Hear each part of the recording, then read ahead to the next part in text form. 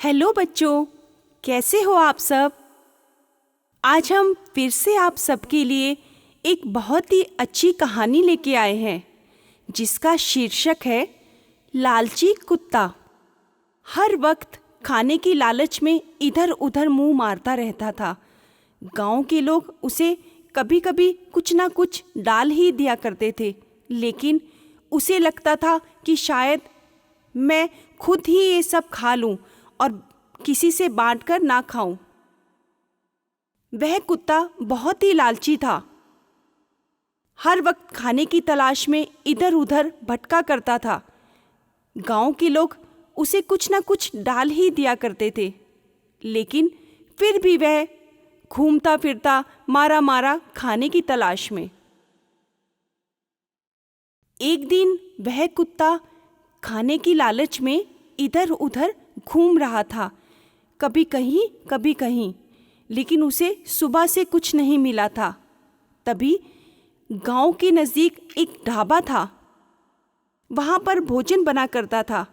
वह कुत्ता जब उस तरफ आया तो उसे एक मांस का टुकड़ा दिखा।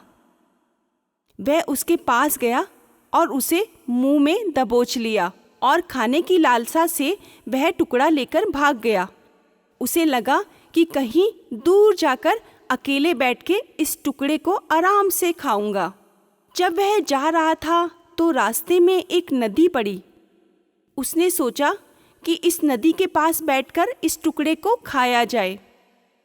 जब वह उस नदी के पास गया तभी उसे नदी के अंदर अपनी परछाई दिखी। वह उस परछाई को बड़े ध्यान से देखने लगा।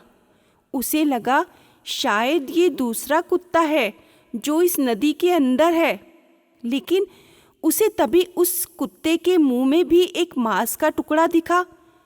उसे लगा अच्छा, इस कुत्ते को भी आज एक मांस का टुकड़ा मिला है और मुझे भी, तो क्यों ना इस कुत्ते का भी मांस का टुकड़ा छीना जाए। क्योंकि बच्चों, वह किस तरह का कुत्ता था? लालची कुत्ता।